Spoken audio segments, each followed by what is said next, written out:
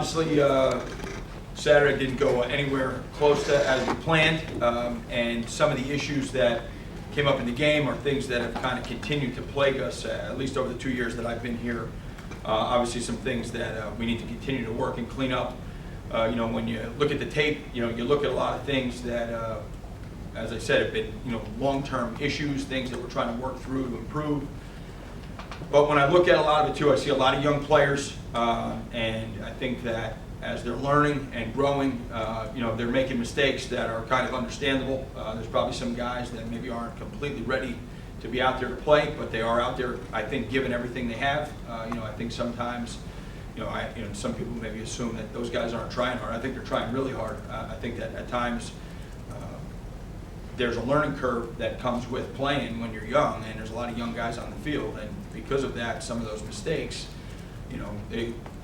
when you're confused, sometimes it looks like you're not going that hard, but I don't think that's the case. I think that we just continue to work and continue to learn, continue to grow, and continue to get better, and probably one of the number one things that I'm trying to push on our players is no matter what the score of every game is, it's an opportunity to go out and continue to improve. It's an opportunity for our guys to continue to learn so that whether it's this coming week, 3 weeks down the road, or 2 years down the road, you're a better football player so that Rutgers is in a better chance to be in a position to be a championship-type football team. And, obviously that's not the product that was on the field on Saturday.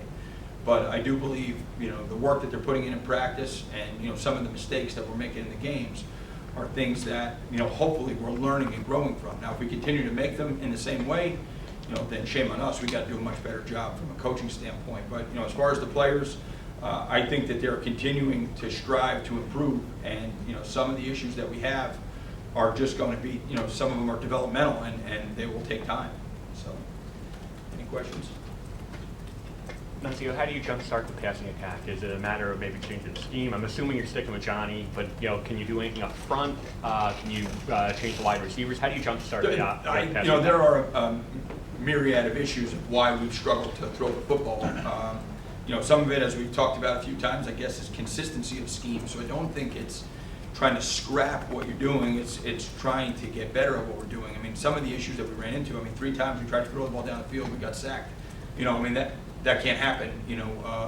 We completed 5 passes for 1 yard. That is, it's got to be almost impossible. So, some of the things is just being in the right places, some of the detail. A couple of the screens had a chance. A couple of the plays that we tried to throw it down the field, we thought we had good matchups. We had a couple of different protection issues. So I think a lot of it is just continuing to learn. I think the quarterbacks, like yesterday, went out to practice and they did a great job. All 3 of the guys that were getting work did a great job. They're learning, but they're learning under live bullets, and at times maybe they're not entirely ready for some of the things that they're seeing. You said 3 guys working. You got a guy on the roster threw for 300 yards a couple weeks ago. Is there any talk to Art, maybe reconsider? Is anything changed with him, or? As I've said a few times, it's a brave new world. I'm still coaching him, and I think he's working hard to get better. And maybe there's a point where he feels comfortable enough in what we're doing that he wants to play. I haven't had any indication that he doesn't want to be at Rutgers anymore. So, we'll handle that as we go. But I've been happy with his work ethic and the way he's gone out to practice. Aside from Art and Raheem, has anybody come to you with that, at least thinking that they might want a red shirt? Not other than the freshmen that have been planning, or sophomores that have been planning to all along. Most of the guys at this point are past that, even Most the ability. of some are still. Yeah, and those are guys that we probably planned on redshirting anyway. So, it'll really depend on some of the young guys. If there's injury and there's opportunity for them to start, they want to play. But if not, then we're going to manage. We're not going to put their career, we're not going to make them lose a year of their career. Coach, have you addressed the issue of Art and bringing with the rest of the team? Sure. What was the response? Team issue. There's no way I'll discuss that. Nunzio, with regards to Raheem, he, was billed as your best player on the roster. A lot of fans are curious, what his motivation is.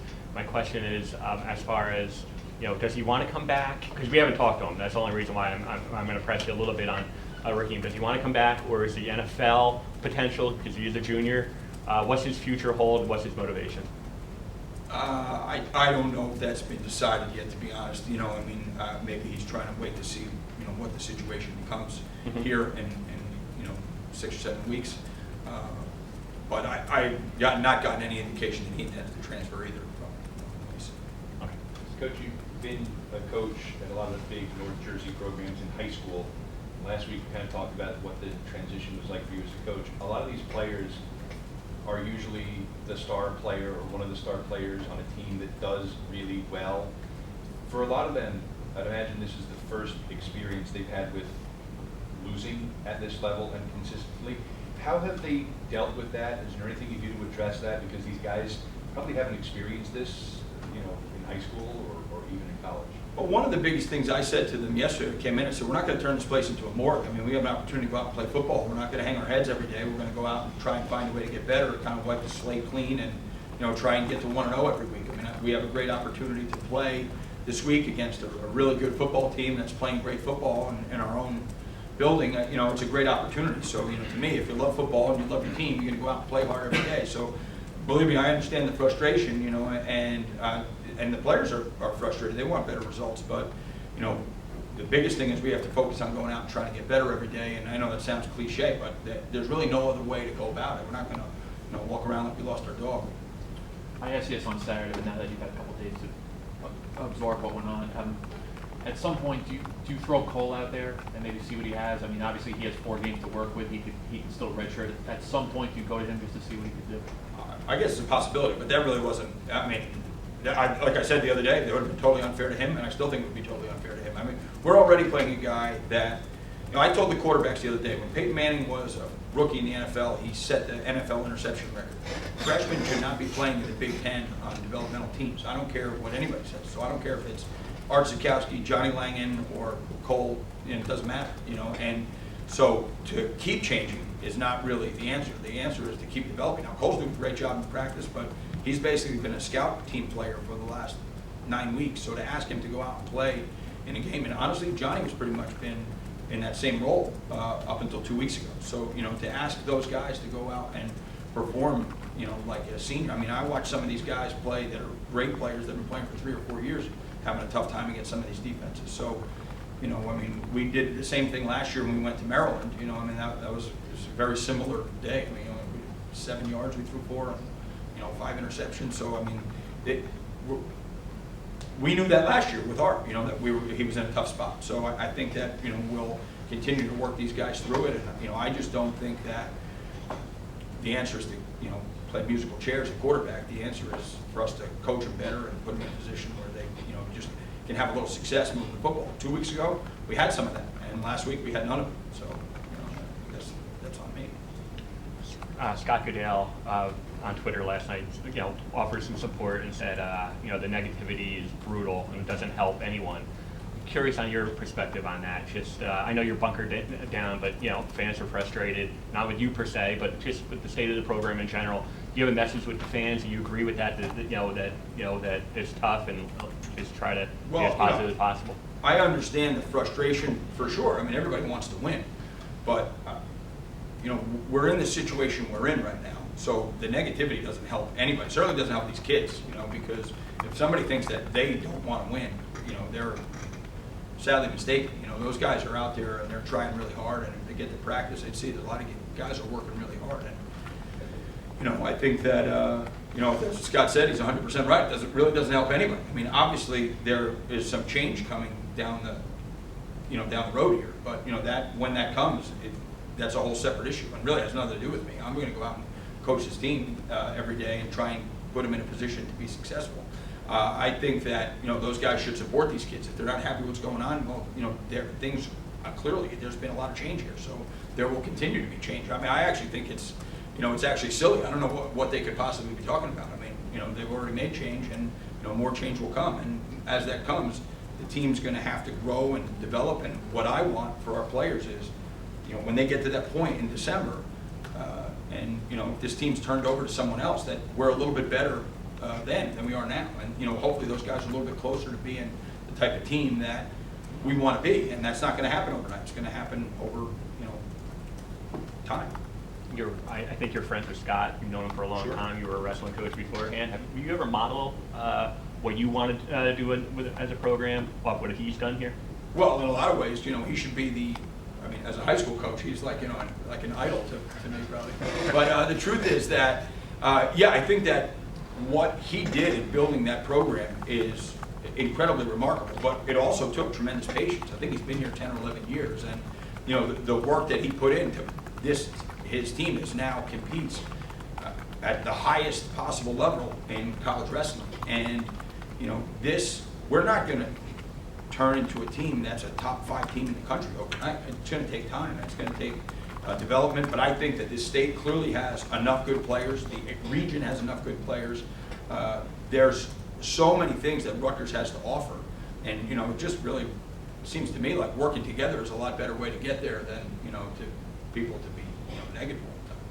Coach, heading into that first game with Johnny Davis, you only have 2 days to install a new offensive system. Have you been able to install a lot more, and do you expect to be able to dig a little deeper into that playbook? Well, I think it's more a matter of figuring out what our players can do. And it's a great question because you have to be careful that you're not putting too much on their plates, that they're overwhelmed. And as I've said all along, it's really the same plays, a lot of the same things, just maybe a little different bells and whistles on them. But I do think that that's really important for us to get to the things that we think give our kids a chance to be successful. So some of the things that we had we really did not run a lot of plays the other day in the game. So because of that, we left a lot of plays on the play sheet, and hopefully getting an extra week of practice out of them, we get them called in the game, and we can create some plays out of it. But we never really got started. We talked a lot last week about staying on schedule, and we were way off schedule the whole day. So the third down situations were, I mean, you couldn't be worse on third down than we were. We'll take 2 more questions. Anything Minnesota related? Yeah, I was about to ask. Minnesota, your impressions of them, obviously an unbeaten team and probably a lot of Rutgers ties. So what type of Minnesota program do you expect to come on Saturday? Well, I'm super impressed with the job they've done. I mean, you talk about building a program. I mean, they've really done a great job of developing their team, even over the course of the year. I mean, you see them getting better. I mean, they play really hard. They're very disciplined. They're very well coached. They do a lot of things well in all 3 phases of the game. So, and obviously I know a lot of the guys that coach there. There are a lot of great guys there. So, I think that they will continue to be those things. I mean, they seem to get a little bit better every week, and they're a really solid football team. They're impressive. Final one? So PJ? I mean, you probably dealt with him back in the day. He was here and whatever. How well do you know him, and your impressions of him as he's grown, as a coach? Well, I think it's been really impressive. When I first came to practice and watched him, I was like, wow, this guy is, he's 1,000 miles an hour. I was like, that can't be real. And I guess as I got to know him, I was like, that's actually seems to be exactly who he is. So he is. It's exactly who, he seems to bring that energy every day. I mean, I haven't been around him a lot in the last 5 or 6 years, but when he was here, I was super impressed every time I came to practice that he was able to just be that energetic, that positive, and that competitive at all times. And, obviously in the 2 programs he's had the opportunity to coach, he's done a great job of instilling that culture, and, clearly that is, what they're building their team on. But you see it on the field, you see it in how they play. So I think that it's been pretty impressive what he's done at both schools. Thanks.